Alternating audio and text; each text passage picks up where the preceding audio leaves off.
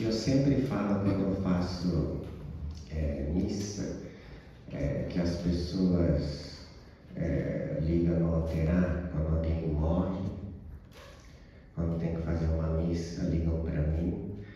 Só que aí quando faz um churrasco, eu queria conhecer esses lugares.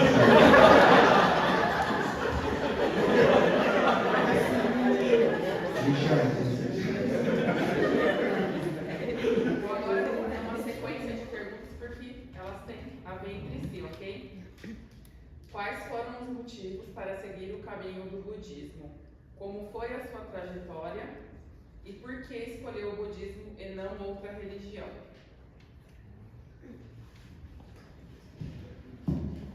Ontem contei um pouquinho, né, da história, né? Quando eu cheguei no portão, né, a primeira vez, essas escadarias pareciam assim infinitas, né? De olhar do lado de baixo, né, até chegar aqui em cima, né? Então, conhecer, né, não só o budismo, mas uma outra cultura, né, diferente, né? Então, o caminho, né, lá do portão até aqui não foi fácil, né, para chegar até esse momento, né? Quando eu vim aqui a primeira vez, eu não tinha religião, né? Era um cientista, alguém com a vida voltada só para a universidade. Então, só que ao chegar aqui mudou, né? Então, escolhi um outro caminho, né?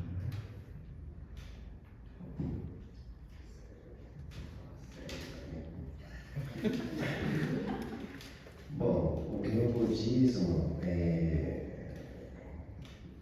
o primeiro contato que eu quis virar monge foi no enterro do meu bisavô, né? Porque eu sou mestiço de descendentes de japoneses, imigrantes japoneses e italianos.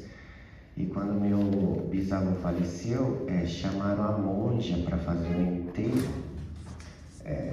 Tá viva, né? Sensei de Lins, morava no sítio. E eu nunca tive contato com o hotel, né? Aí, aquela conversa no velório, com tapiado, né? Barulheira, como de praxe, né? Aí quando o sensei chegou, né? Com aquela mala na mão, todo mundo ficou quieto e falou, Suitado, quem que chegou? Aí o sensei chegou, foi lá no caixão, aí ela entrou no quarto e saiu vestido com essa roupa que eu nunca vi, né? Parecia uma roupa de carnaval. E ela começou a rezar o Shoshinge e alguma coisa tocou no meu coração. Eu tinha uns 10 anos de idade, que eu falei, é isso que eu quero ser, né? Parecia que era uma memória antiga, parecia que tinha aflorado. E foi daí que eu pensei em ser monge. Mas depois disso, eu fui na católica, fui na espírita, para conhecer as outras religiões, e eu vi que o budismo era realmente o meu caminho, né? Como teve um sensei do Higashi que falou assim, todas as religiões são boas a partir do momento daquela que toca o seu coração. E eu senti que a Midassan tinha tocado o meu coração e me deixou o meu ser mais feliz, mais alegre. Foi daí que eu quis virar o monge desse budismo, né? Os templos de Campinas e Curitiba, temos se elencar também? Se não, por qual motivo? Em Campinas, o templo vai completar 50 anos, né? Próximo ano. Desde a fundação até quase metade, né, desse percurso, né, de 50 anos, teve, né, um grupo, né, de Senenkai. Só que uma das dificuldades, né, era que não tinha, naquele momento, monges que falavam português. Então as gerações novas, né, foram cada vez mais se afastando dos templos por essa dificuldade, né? Apesar de hoje, assim, alguns voltam para ajudar, assim, já são adultos, têm filhos, né? Mas não existe o grupo formado de jovens no Alterar de Campinas, né? Olha, em Curitiba, eu cuido do templo de Curitiba e de registro também. Então, é uma dificuldade pela essa falta de monge. E os dois templos é meio longe, né? São 230 quilômetros um do outro. Então, assim, eu não consigo dar aquela assistência nos dois templos mutuamente. Vamos fazer um grupo de jovens, se reunir. Então, assim, vamos levando a trancos e barrancos, vamos dizer assim, mas é difícil conseguir formar, porque você precisa estar presente no local 100%, né? E eu não consigo isso, porque vivo viajando para lá e para cá, para lá e para cá, por isso que até agora não conseguimos fazer um grupo de jovens no Alterar. O que é Goen e o que é budismo de forma geral?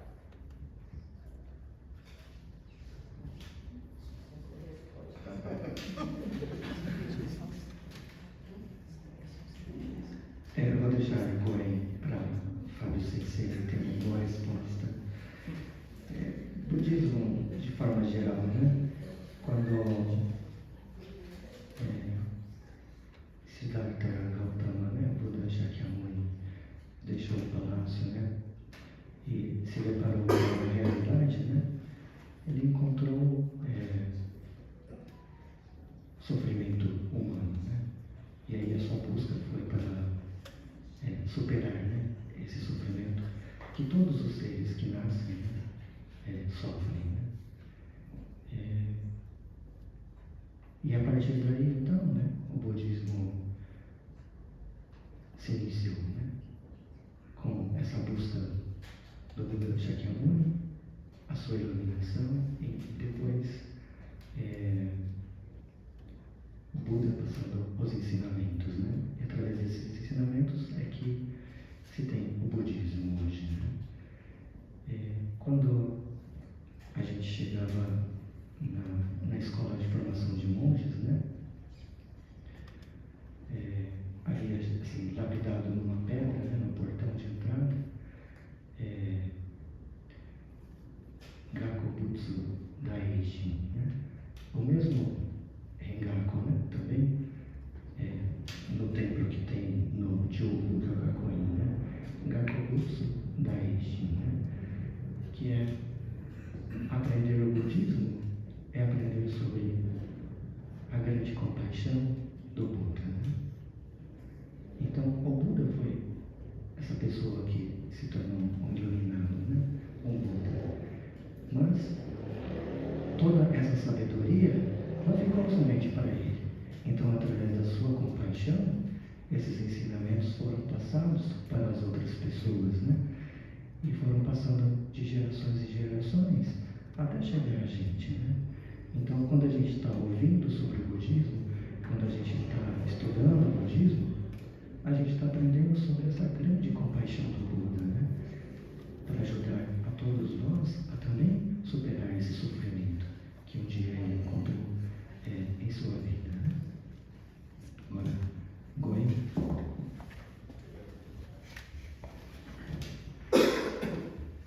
Goen. O dinheiro do Brasil é real, né? Qual que é o dinheiro japonês? Como que é 5 em japonês? Como que é 5 dinheiro em japonês? Pronto. Goen é 5 ienes. Brincadeira, né? Esse 5 Goen, a pronúncia é igual, por isso que muitos antes, na minha época de juventude, usava aquela maneira de 5 N's como amuleto da sorte, porque era Goen, né? Goen, na verdade, significa interligação, né? Algo que acontece, que faz, que a gente é meio que inexplicável que acontece na nossa vida, né? Por exemplo, você nasce de um pai e de uma mãe, que você quando nasceu se deu conta que era seu pai, era sua mãe, mas você não sabia aquela interligação, aquele Goen. Vocês vieram aqui no templo hoje talvez conheceram pessoas que jamais imaginariam na vida que conheceria. Isso é Goen, né? Escutar o Xoxing lá da parte de fora, mas sem saber o que é, de repente, do nada você escuta uma explicação, aquilo é um Goen, é uma interligação, é algo único que acontece. Então, nossa vida é cheia de Goen, e a gente tem que valorizar essas pequenas coisas, esses pequenos sentidos da vida, que faz da nossa vida uma vida valiosa, uma vida cheia de tesouros, que nenhum dinheiro consegue pagar. Por isso que a gente sempre fala que a vida da gente é feita de Goen, né? E o nosso maior Goen é encontrar a salvação através do Namo. Estou com fome, né? É Namo. Namo. Isso. Qual o significado de Kancha?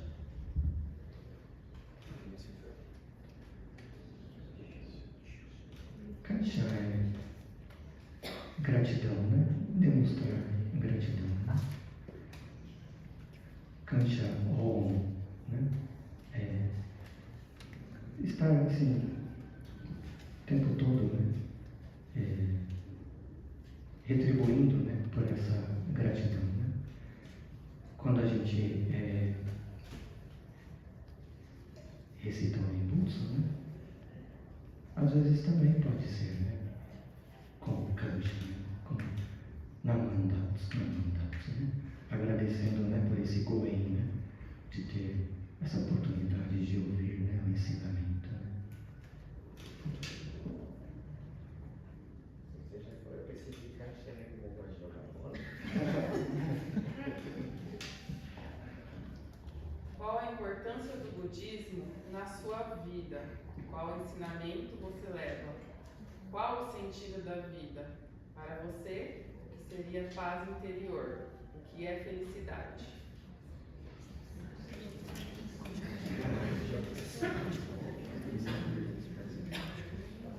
São fáceis. Vou começar pela última, né? Felicidade, né? Eu me lembro de uma das aulas, né? Do Bukyoga Konin, no Petsuin, em São Paulo, que aula do Matsumini Sensei, né? Que foi Sojo, né? Na nossa escola. E felicidade, né? Como Shiawase, né? Esse Shiawase, essa felicidade de ouvir os ensinamentos do Buda, né? Nossa vida temos muitas situações difíceis, né? Mas essa felicidade verdadeira, né? Ela não vem de benefícios ou de às vezes um conforto ou uma situação agradável, né? Neste mundo material, né? Mas essa felicidade verdadeira vem de ouvir os ensinamentos do Buda, né? Quando eu ouvi isso, né? Nessa aula, né? Chamou-se a atenção, né? Para essa felicidade que a alegria, né? De quando estamos juntos, né? Ouvindo todos juntos o ensinamento, né? Quando estamos fazendo essa prática, né? Que recebemos todos juntos, né? De meditação, que é recitar o nome da luz, né? Esses são momentos de alegria e felicidade verdadeiros, né? Então, a partir daí, né, para as outras perguntas, quando a gente sente coisas que são verdadeiras, né, no nosso interior, a vida tem outro sentido, né? Então, procuramos valorizar essas coisas que sentimos e não ficarmos distraídos, né? Ou então perdidos, né? Assim, sem ter como Takahashi Sensei no Roy, né? Pela manhã falou sobre o caminho, né? Que percorremos, né? Então, isso faz diferença, né? E a primeira pergunta deste bloco, qual era?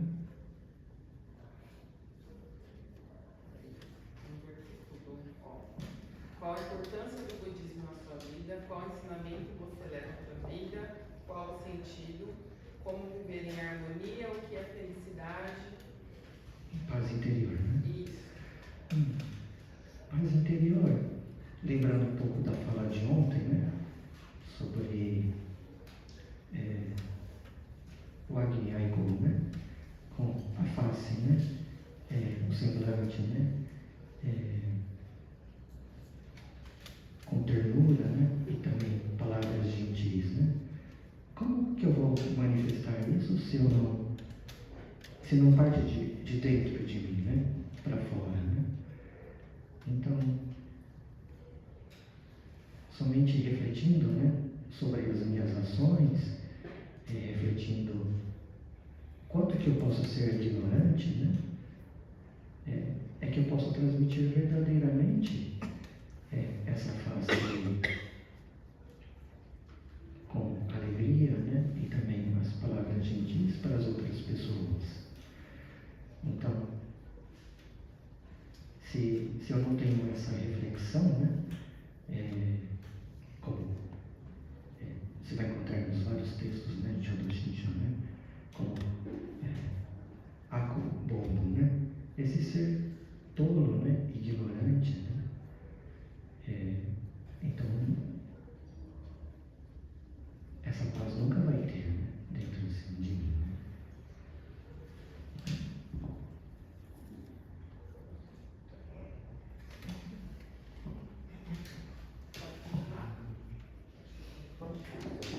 Por que no Nichiren Ganji tem a vinda do e do Edo? Qual o significado do nosso brasão? Qual é o intuito de entoar o Xuxingue todos os dias? Por que as cartas do mestre Bonen são lidas com entoação diferente? Por que o tom do Xuxingue aumenta na hora do Namamida? O que significa Zu? Por que existem diferentes tipos de Buda? Qual a tradução de Namamida?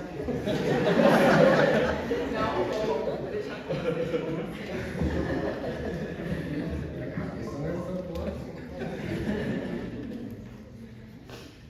A tradução do Namo Amida Butsu, né? Aqui colocou Namu, né? Mas a gente prefere usar Namo, né? Aí se a gente vai procurar no dicionário, essa palavra nunca vai achar como Namo, mas sempre Namu, porque se você procurar no dicionário, todas as letras em si não têm significado nenhum, mas vem do sânscrito chamado Amitayus, Amitabha, que significa luz e vida infinita. Então, a luz e a vida infinita, resumindo tudo isso numa palavra, é Namo Amida Butsu, né? Então, é a luz, a vida infinita que nos salva, né? Que é o Hotoke-san. Namo Amida Butsu é o Buda se transformado em verbo, que é a nossa salvação. Isso é o significado literal do Namo Amida Butsu. Porque existem diferentes Budas. Budas, na verdade, é um título, significa ser iluminado. Qual o objetivo de todos nós, budistas? Se tornar um Buda, se tornar um ser iluminado. Todo mundo que vira um ser iluminado se torna um Buda. Por isso que em japonês, quando alguém morre, né, quem sabe japonês, aquelas pessoas antigas, quando vai no velório, fala assim: "Ma, kirei na Hotoke-san ni narimashita", né? Porque que belo Buda se tornou. Era mentiroso, falava mal, mas se tornou Buda, né? Assim, isso que significa Buda, tá bom?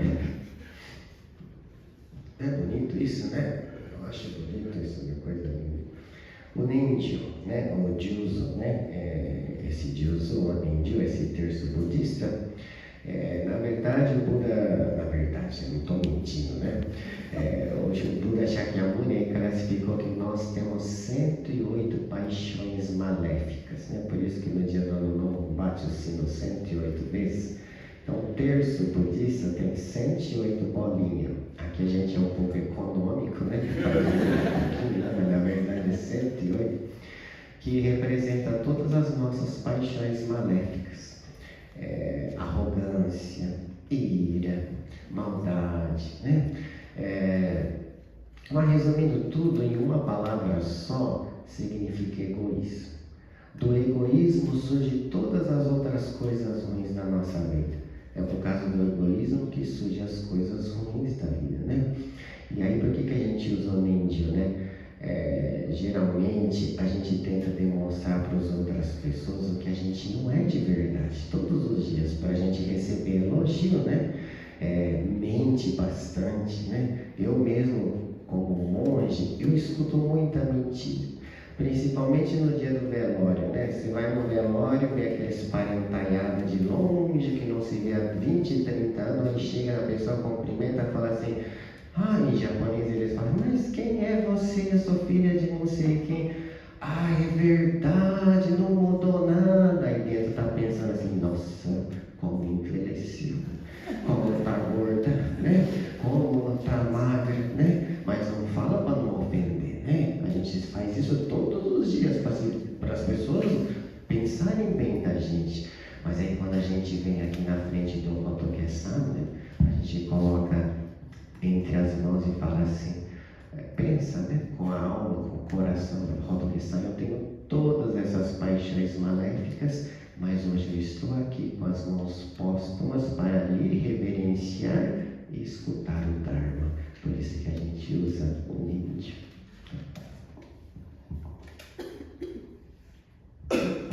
Porque o tom do Shoshin aumenta, vai do grave para o agudo na hora do Namo Amida Butsu. Bom, o Shoshin, como ele começa acentuado de manhã cedo a gente está meio que com sono, para falar a verdade. De manhã, 7 horas da manhã, tem que entoar o Shoshin.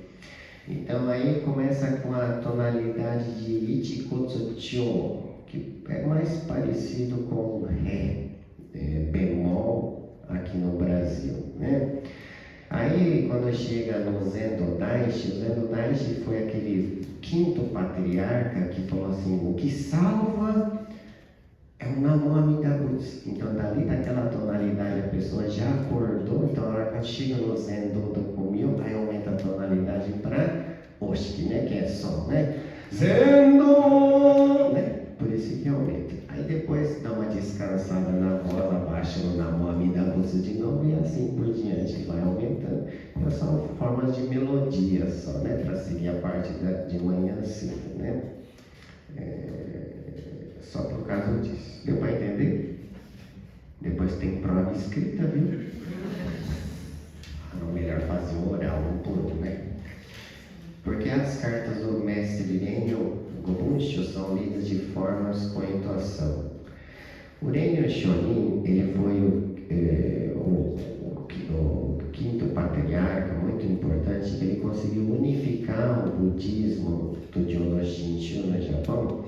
E da onde que surgiu essas cartas? A maioria das pessoas naquela época eram pessoas que não sabiam ler, não entendiam muito japonês. Então, para ele conseguir, não tinha internet, não tinha WhatsApp naquela época, então, para ele difundir o budismo, o que ele fazia? Ele começava a escrever cartas e mandar para vários lugares do Japão, né? Essas são as cartas. Aí, depois de muitos anos, unificou essas cartas para que essas cartas fossem lidas como se fosse uma palestra do monge, porque lá está um resumo de uma palestra, né? E aquela forma de leitura do Gobunsho é a forma antiga que as pessoas de Kyoto falavam, que seria tipo um sotaque de Kyoto. Por isso que ele é daquele jeito.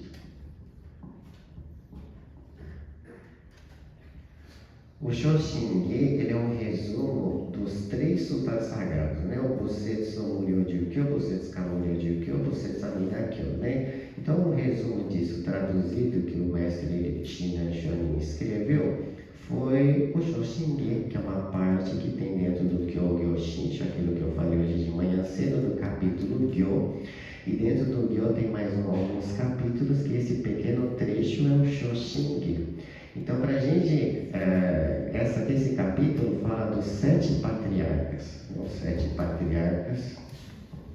Os sete patriarcas, contando que o budismo do Namo Amida Butsu começou na Índia, entrou na China e chegou no Japão. Então, para a gente ter esse contato de louvação, a gente entoa uma vez ao dia de manhã cedo. Deu para entender? Nossa, estou com uma cara de fome. Qual o significado desse símbolo aqui? Esse daqui acho que não precisa falar, todo mundo tá na camiseta, na crachá. Qual que é o significado? Ninguém sabe mesmo? Esse daqui no Japão antigamente, as pessoas não chamado de kamo, né, brasão. Antigamente no Japão as pessoas não tinham sobrenome, né? O meu sobrenome é Takahashi, mas antigamente não existia sobrenome. A família tinha o seu brasão, o comércio tinha o seu brasão, as religiões tinham o seu brasão. E o brasão do Nichiren Gandhi é esse brasão aqui chamado de Sagari Fuji. Conhece aquela flor chamada glicínia? Esse daqui são dois galhos de glicínia. Esse daqui é o símbolo do Hongand, tá? Por que o Nichiren Gandhi tem Amida-do e Goedo? Na verdade, quando eu falo assim, parece que eu estou mentindo, né? Era para ser construído só o Amida-do, né? Isso lá no primeiro, né? E para a gente ter essa louvação todos os dias. Mas, depois que o Shinan Shonin, o mestre, faleceu, as pessoas queriam um templo grande na qual tivesse uma imagem dele, como se ele estivesse presente e a gente entoasse o Shoshinge junto com ele, escutando os ensinamentos junto com ele. Por isso que existe o Goedo. Então, o Goedo, na verdade, a gente não está entoando para o mestre, mas juntamente com ele, todos os dias entoando o Shoshinge junto, por isso que existe o Goedo.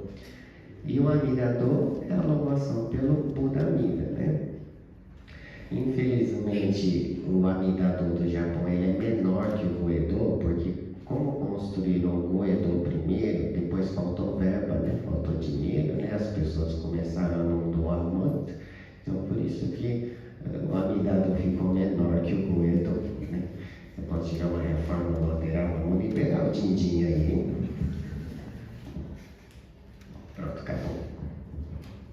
Há quanto tempo vocês são monges e onde vocês se formaram?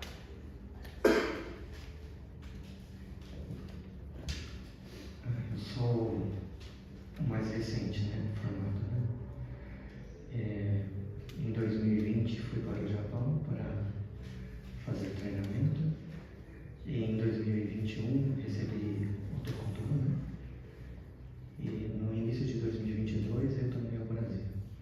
Então, desde março, abril de 2022 é que estou como monge responsável, né, pelo Templo de Campinas. E a formação foi no Chugoku Gakuen, né, a escola, né, que tem em Kyoto, e onde as pessoas de todas as partes do Japão, né, vão para lá para receberem, né, treinamentos e depois receberem a ordenação como monge.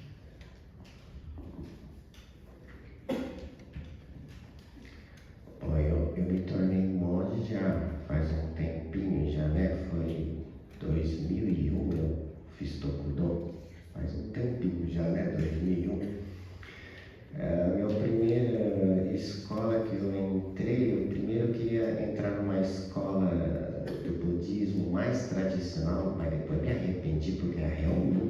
tradicional. Lá em Osaka, eu lembro que eu cheguei na escola, tudo tatame, aqueles bancos compridos, né? Mas depois eu fui descobrir que aquilo não era banco, era mesinha, tinha que ficar sentado e sentar o dia inteiro, né? Mas chegava uma hora que eu não sentia mais minhas pernas, mas a minha perna ficou até torta, sabe? E lá eu estudei alguns anos, depois eu fui para Kyoto, na escola que Sensei estudou. E depois, como eu gostava muito de ritualísticas e cânticos budistas, eu queria aprender todos os cânticos do Hongan, de todos os rituais do budismo. Aí eu fui para uma escola especial lá dentro do Hongan, né? E estudei mais um ano. Essa é a minha formação. Como o budismo mudou a sua vida e qual foi o momento mais desafiador de se tornar um monge? Como é a vida profissional de um reverendo? Há alguma diferença em relação a outras profissões quanto à legislação? O que lhes interessam para tornar monge? Vocês já responderam. Quais são os compromissos dos monges? E se vocês já tiveram que parar uma missa para ir ao banheiro?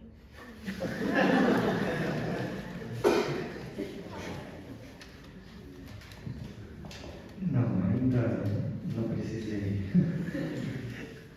Mas existem cerimônias, né, que fazemos dentro dos templos, né, e fora dos templos, né, nas residências das pessoas, né, quando é um funeral, né, no cemitério ou o salão que faz o funeral, né. Então, situações de imprevistos sempre podem acontecer, né? Mesmo dentro do templo, que é, digamos assim, um ambiente mais controlado, né? A gente prepara tudo, organiza tudo, pode acontecer imprevistos, né?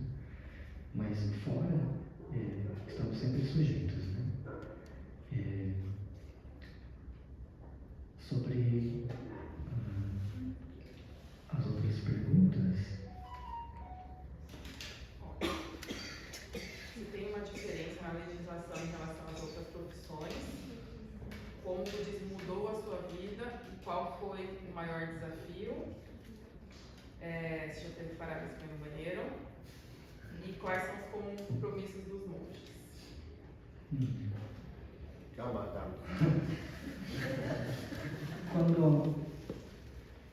Quando a gente recebe, né, ordenação como monge, tem como objetivo, né, transmitir o ensinamento, né, de Jodo Shinshu, né, e se dedicar a isto, né, desde que eu recebi, né, esse convite, né, assim, para ir para o Japão para se tornar monge, né, a gente já naquele momento assume também responsabilidades, né, ir para lá para estudar, né, participar de todas as atividades, né, também responsabilidades antes da viagem para lá, por exemplo, eu fiquei um ano no Betsuin, né, fazendo treinamentos, né, aprendendo com os monges. E depois, quando retorna do Japão, como monge, né, também assumir responsabilidades para o local em que é designado para ele, né. Eu fui para Campinas, então, a partir daquele momento, passei a ser responsável pelas atividades daquele templo, né. E sendo uma pessoa que se dedica somente a esta atividade, né, falo somente, mas é algo que ocupa muito a vida da gente, né, no cotidiano, né. É somente isso, né? Assim, não tem outra atividade profissional, né. E quanto à vida como monge, ela é difícil de se enquadrar assim como legislação, né, quanto a outras profissões, né. E sobre o momento, assim, digamos, mas é desafiador quanto a se tornar monge ou depois de monge? De se tornar monge. De se tornar monge, né? Bom, cheguei no Japão em março, né, de 2020. 2 semanas depois que eu cheguei, tudo fechado, né, por causa da pandemia, né. Havia me preparado um ano antes, né, vivendo no Betsu, né, e as coisas no Japão são todas muito organizadas, né, planejadas, né. E apesar disso, né, os calendários tiveram que ser alterados. O que era tradicional, por exemplo, a escola, né, Jubutsu, naquele ano, Jubugakoi, né, a escola de formação de monges, naquele ano estava completando 100 anos. Uma escola tradicional, né, já na formação de monges. Imagina para eles, 100 anos, né, com a tradição, nunca havia sido interrompido, nem em momentos de guerra, havia também formação de monges, né?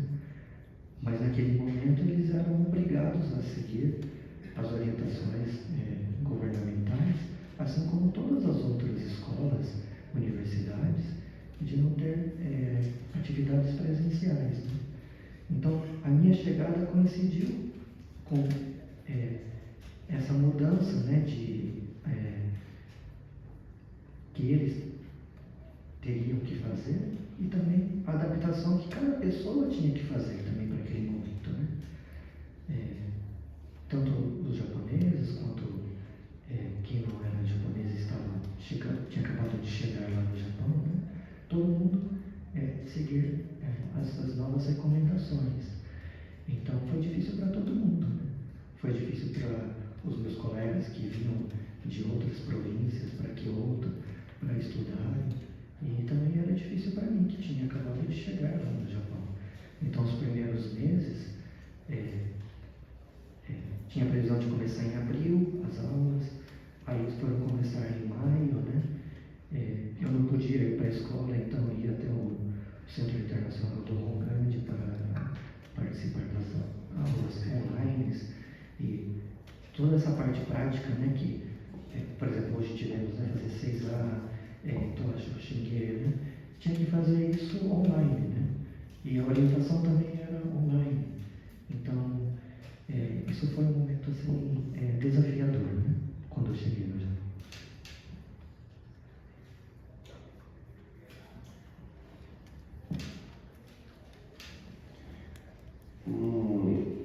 Eu acho que descobri que, não vamos dizer que o monge é um trabalho, mas um ofício, né?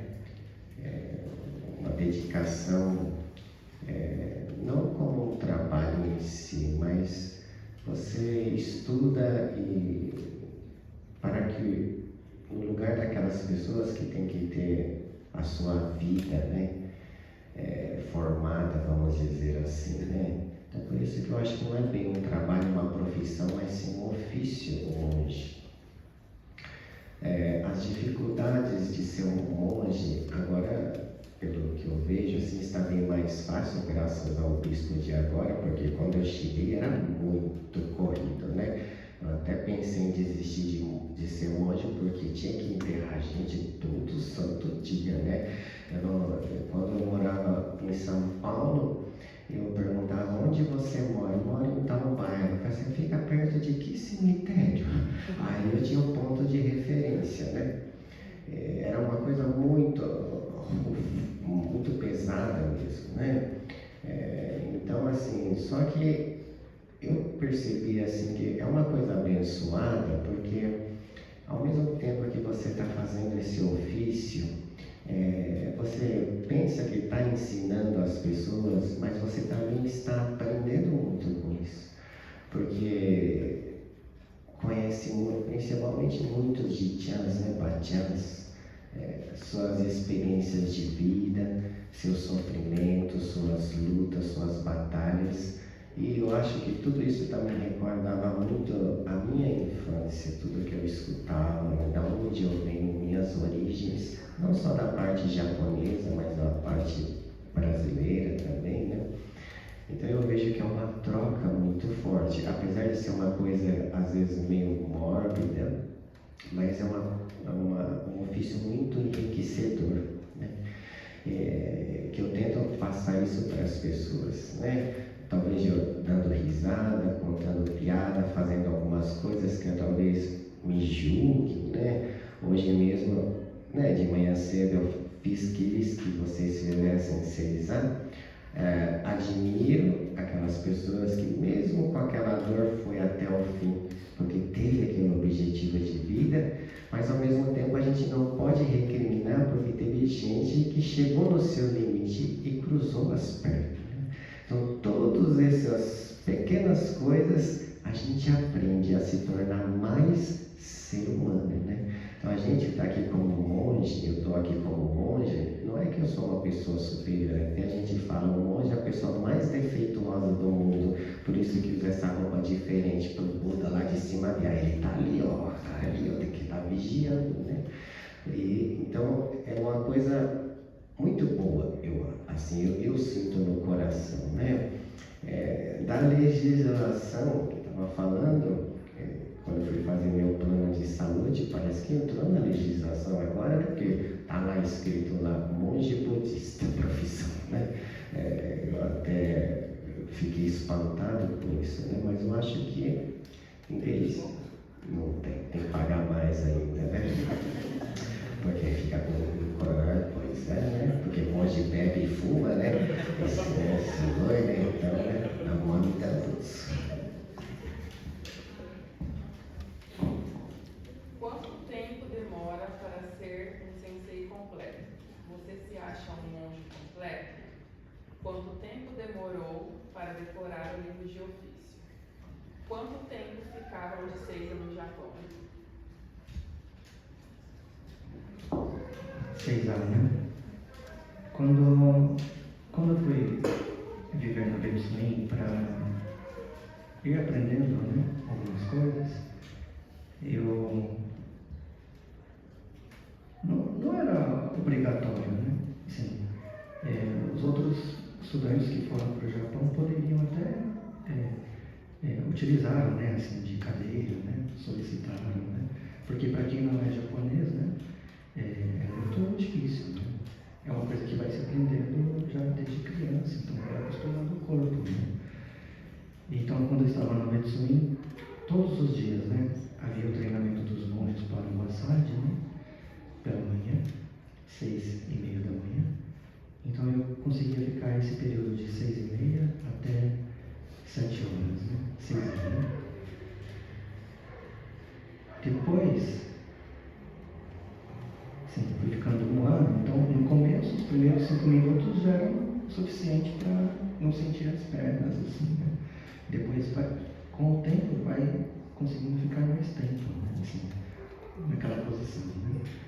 Aí quando eu cheguei no Japão, como eu disse, né, esse período que tem o início da pandemia, todas essas dificuldades, aí haviam outros colegas, né, de outros países, lá no Centro Internacional, eles usavam a mesa, né, como cadeira, mas eu preferi a mesinha baixa, que o Fábio Sensei falou que parece um banquinho, né, e ficava de 6 anos.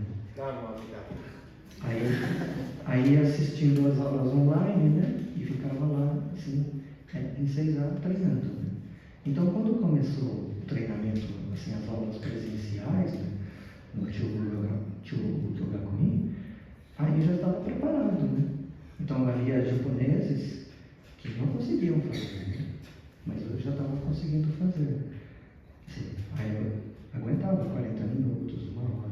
Mas se você tem um dia que você é toba, né? Então você é o primeiro a chegar na escola. Então toda a cerimônia é como se você revisasse ela pela manhã. Aí você já fica um pouco já enseisado antes da cerimônia, né? Puasade. Aí depois tem a cerimônia. Aí você vai ficar de novo nesse período, né? De 6 anos. E aí, somando tudo, passa de 1 hora, né? Assim, só naquela manhã. Então, como eu caminhava da escola até onde eu morava, né, todos os dias, então também tinha condições físicas para suportar, né? Mas é uma coisa que tem que se fazer sempre com cuidado e aos poucos, né?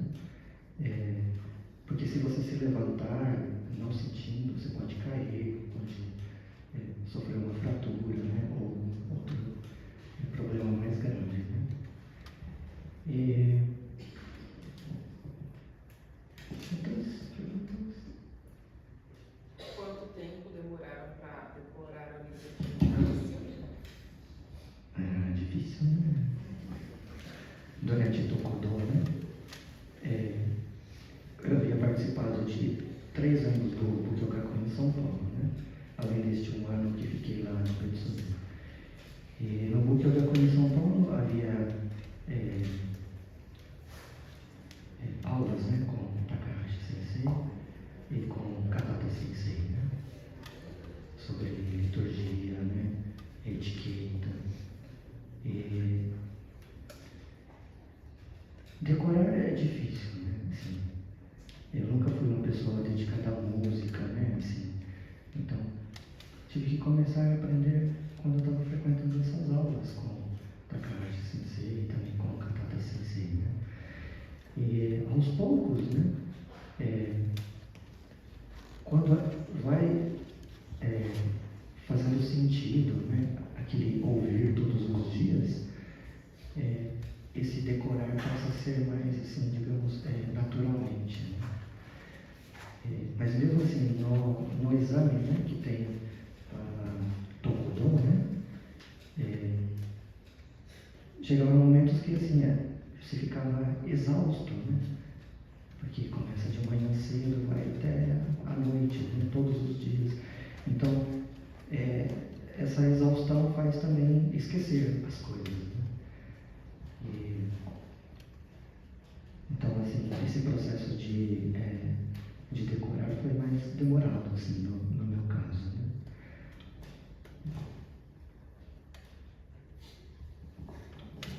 Bom, no meu caso, 6 era o dia inteiro, né? Nossa, era o dia inteiro, né? É uma coisa boa que o ser humano acostuma, né?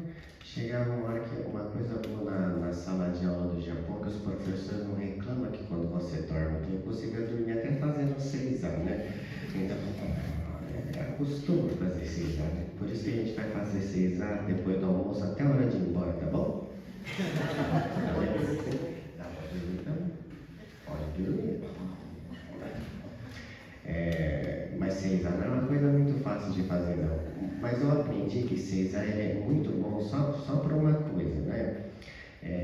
Quando você vai entoar um cântico budista, se você ficar sentado numa cadeira, todo o seu peso fica no glúteo, né? Agora, quando você está sentado como 6A, seu corpo fica mais livre para soltar mais a voz. Então, o 6A ele foi inventado mais para isso, só para conseguir soltar mais a voz sair daqui do estômago e sair para fora. Uma prova que você pode ver que a voz está saindo corretamente, você acende uma vela e coloca na frente da sua boca, estiver entoando o Shoshinge e o pavio não balançar, é que você está entoando certinho, né? As pessoas do Japão fazem isso. Isso. Como você se acha um monge completo e quanto tempo para se tornar um sensei completo? É algumas reencarnações aí, né?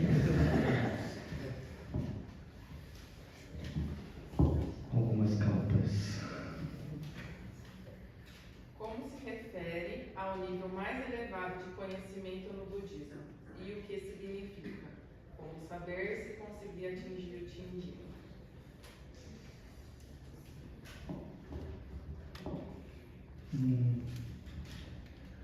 Nível mais elevado de conhecimento, né? Isso parte muito do ser, né? De como alguém que aprendeu. Mas o budismo é mais receber, né? Como eu disse, a todo momento estamos recebendo a compaixão do Buda, né? Quando estamos ouvindo a sua sabedoria através dos ensinamentos, né? E esse receber, o Buda, ele está a todo momento chegando a todas as pessoas, né? Então, no final, né, do Tanisho, né, quando o Shinran Chonin diz que o Shinjin dele é o mesmo do mestre Porque esse Shinji, na verdade, todos recebemos de Amida-sama, né? Então ele é igual para todas as pessoas, né? Então, quando recebemos, não tem essa diferenciação como o mais elevado, né? E sobre essa certeza, né, de receber Shinji, né? Isso é uma coisa que temos que buscar durante toda a nossa vida, né? Isso é a coisa que temos de mais importante para resolver em nossa existência aqui neste mundo, que é receber o Shinji, né, de Amida-sama. Enquanto não recebermos, né, o Shinji, não temos assegurado o nosso nascimento na Terra pura, escapando, né, do ciclo de nascimentos e mortes aqui deste mundo. Então, essa certeza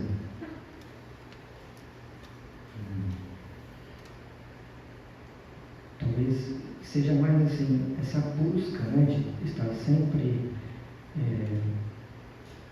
em gratidão ao Buda, né, pelo Namo Amida Butsu, porque é através do Namo Amida Butsu, né, com esse coração e mente, né, confiantes, que seremos ajudados pelo Buda a irmos nascer na Terra pura, é que recebemos o Shinji, né? Então, essa confiança não é que já temos o Shinji, né? Mas essa confiança que iremos nascer na Terra pura, porque recebemos o Shinji de Amida-sama.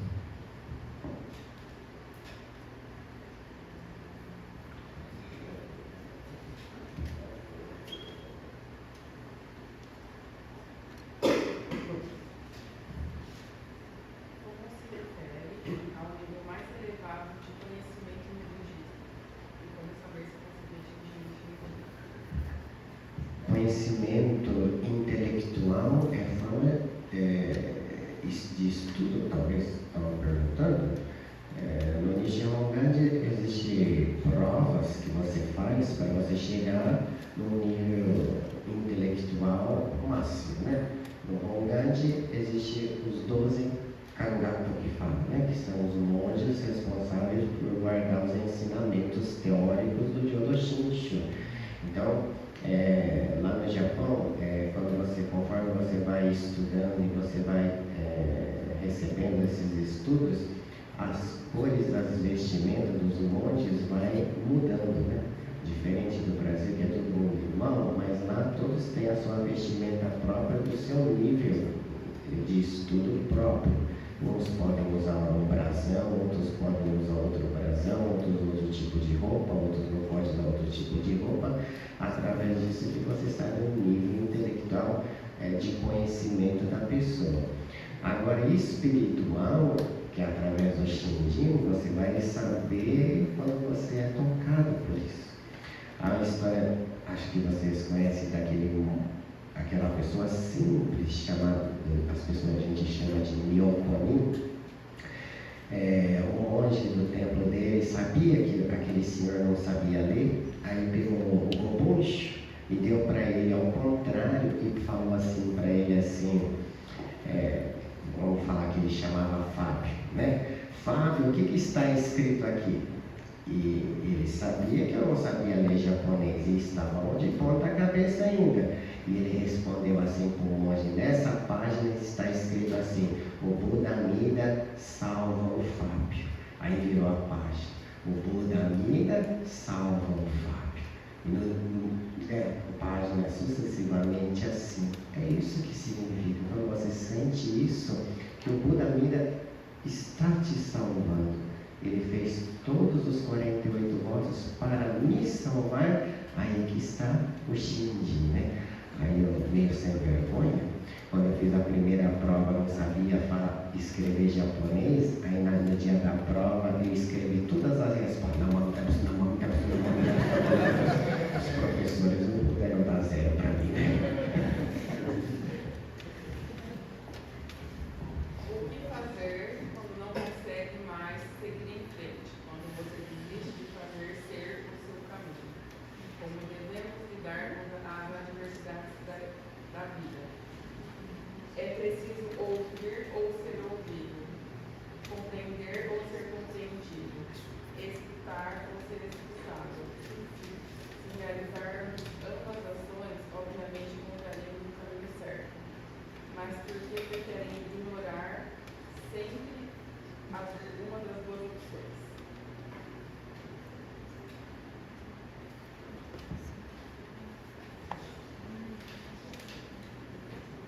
Não,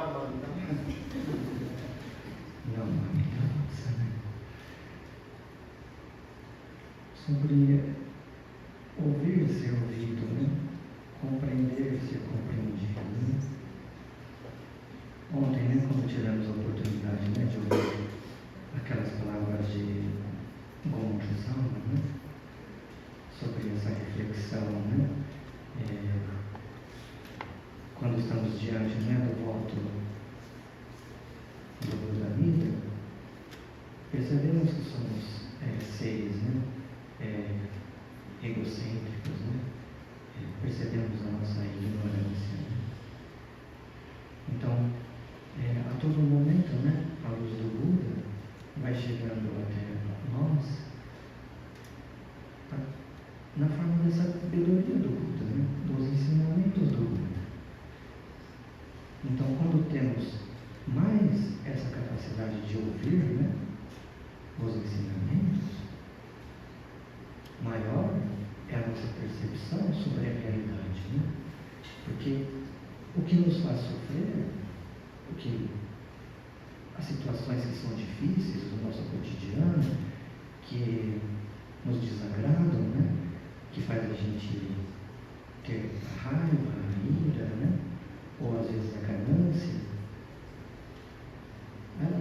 elas são geradas justamente porque nós não estamos compreendendo aquela realidade. Quando passamos a compreender aquela realidade, então esse sofrimento, né, vai se extinguindo, né? E vamos cada vez mais nos tornando, né, gratos, né? A palavra cancha, né, que vimos no início, né? Cada vez mais vamos tendo essa gratidão ao Buda, né? Essa gratidão por esse goem de ouvir os ensinamentos do Buda. E então, sobre compreender, ser compreendido, nós vamos primeiramente nos compreender, né? Quando a gente tem essa percepção como Hakuhomo, né? Eu sou esse ser tolo, ignorante, né? Não sou o monge completo, não sou a pessoa que sabe tudo, né? Mas eu vou percebendo, né? Como eu estou diante da realidade nas diversas situações do cotidiano. E quando a gente pensa, né? Não só isso, né? Mas como aos poucos esse sofrimento, né? A gente vai conseguindo escapar. Imagina quando a gente pensa em infinitas vidas nascendo e vivendo e sofrendo neste mundo, né? E quando a gente tem a oportunidade de ouvir, né, o Namamita Butsu, de receber Shinjin, então na nossa próxima existência, escaparmos de todo esse sofrimento, né, que tentamos compreender ou não, já é um motivo, né, de estarmos durante toda a nossa vida em gratidão aos ensinamentos do Buda, de estarmos durante toda a nossa vida em gratidão ao Buda.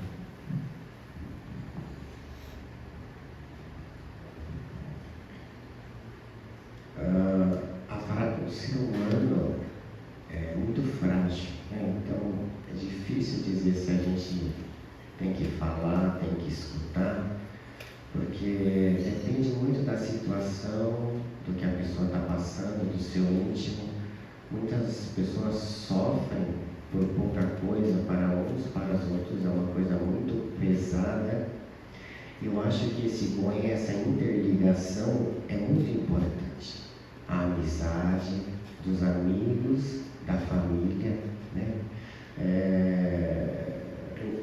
A depressão, algo muito perigoso que atinge muitas pessoas.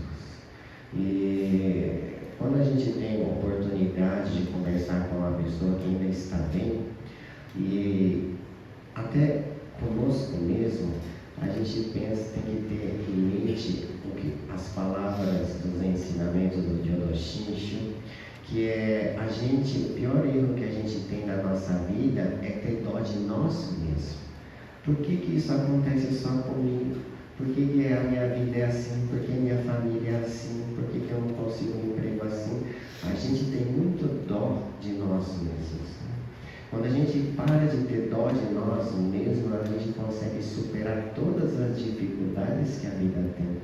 Não sei se vocês conhecem a história daquela senhora Nakamura, que quando nasceu teve que amputar as 2 pernas, depois os 2 braços, mas depois, mesmo assim, ela casou, teve filho, limpava a fralda da filha com a boca, né? E teve a Segunda Guerra Mundial, tinha gente que perdia uma perna, ficava na esquina pedindo esmola e ela brava, falando: o que vocês estão fazendo?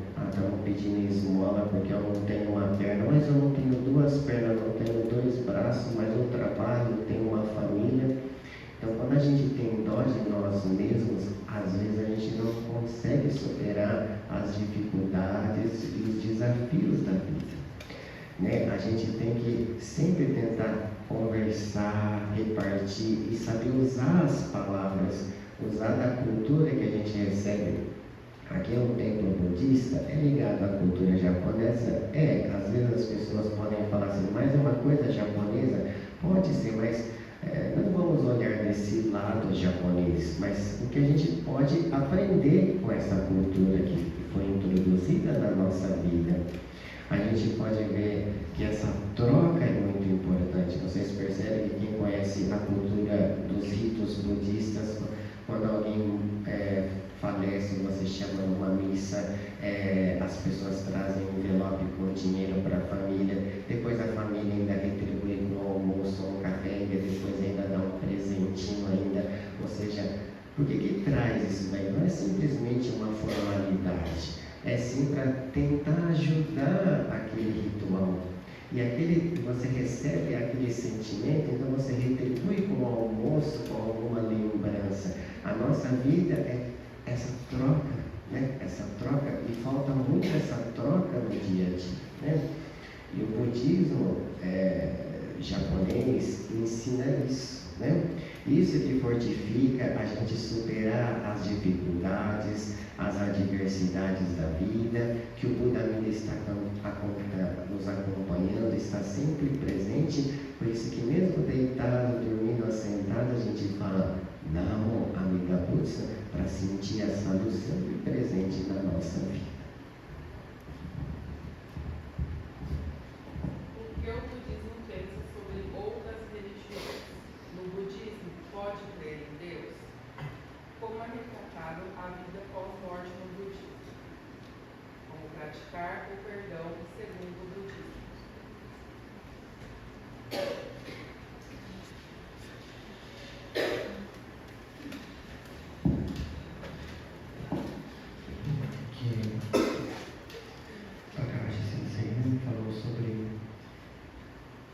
Isso de não nos vermos como frágeis, né?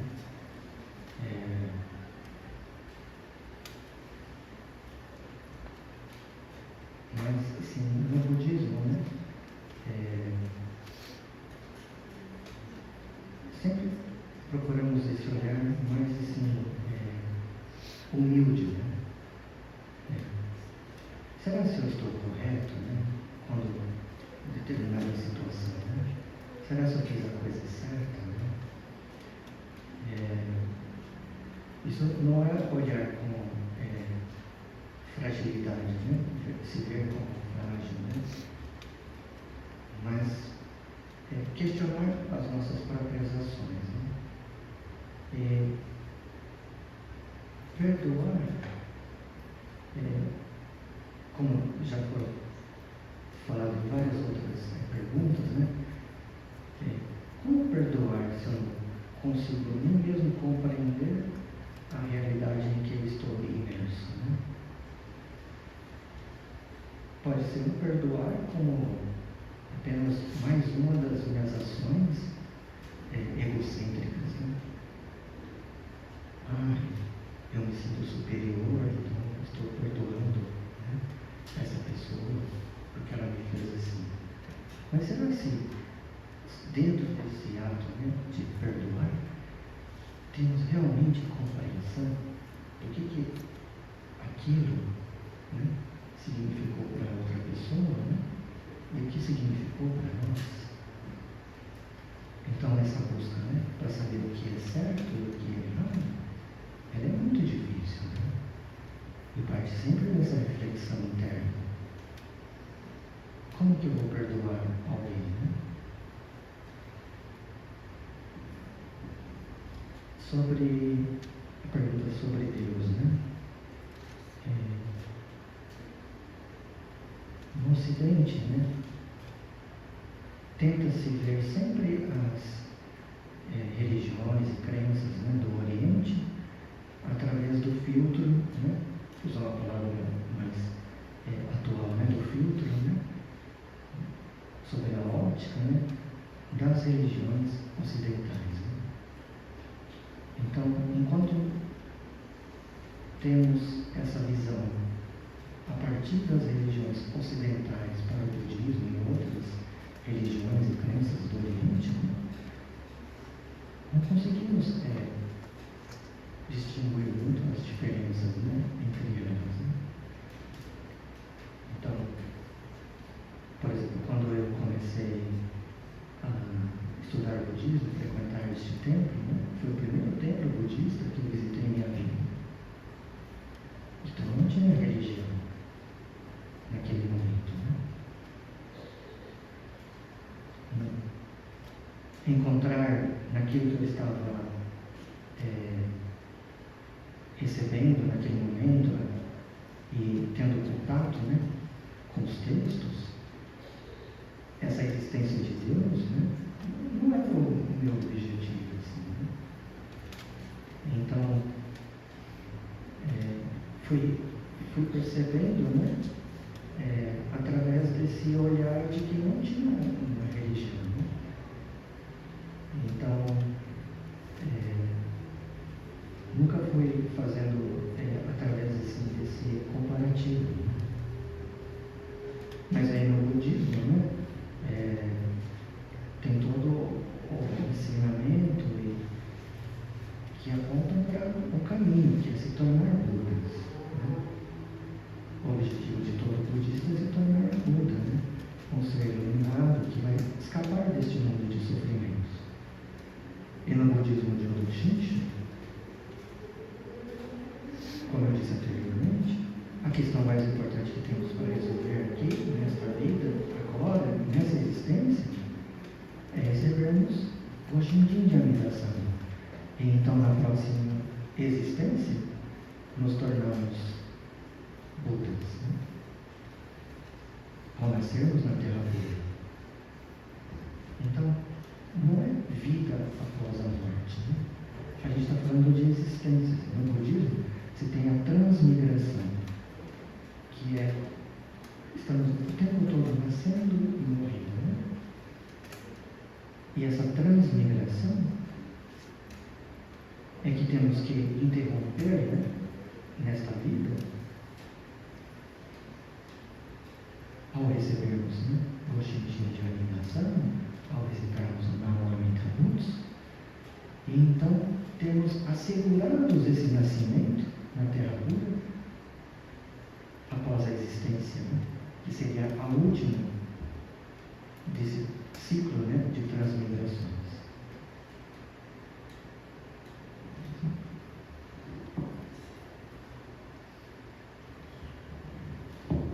Sobre a existência de Deus,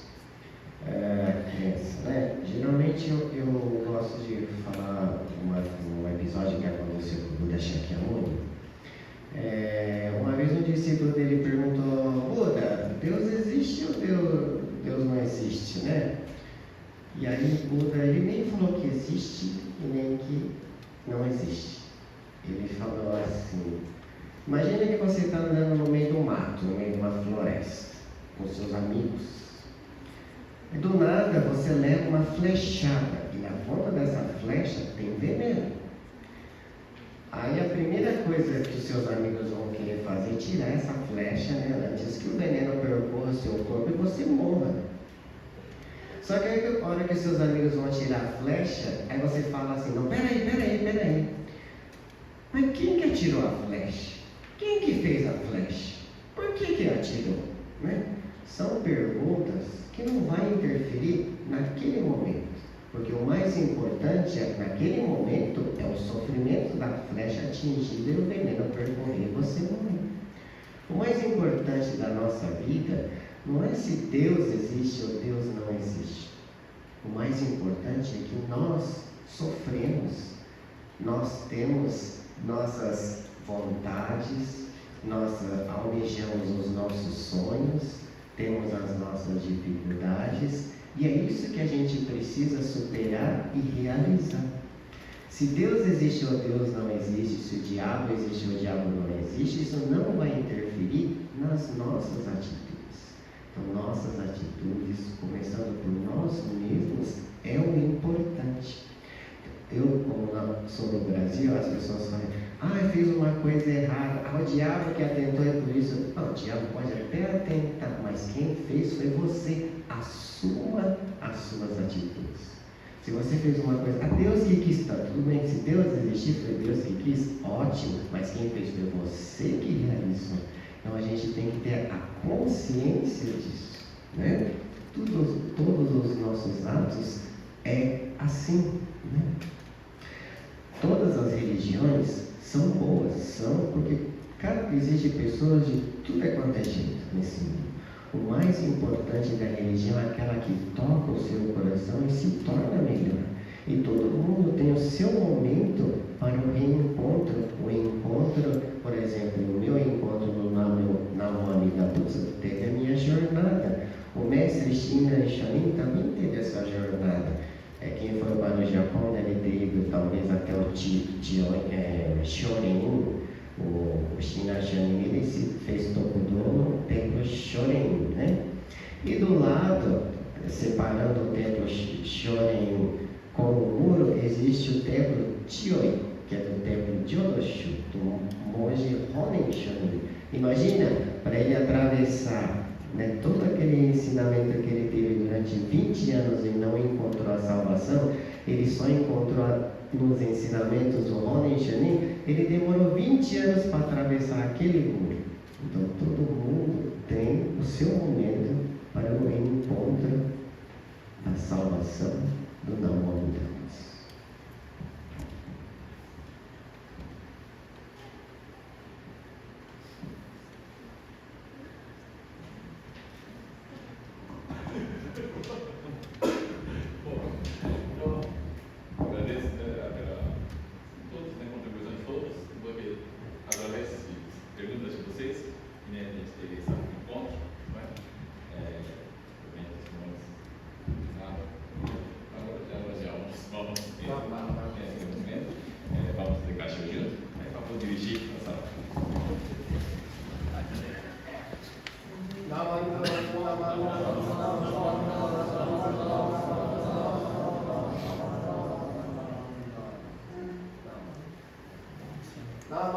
Namah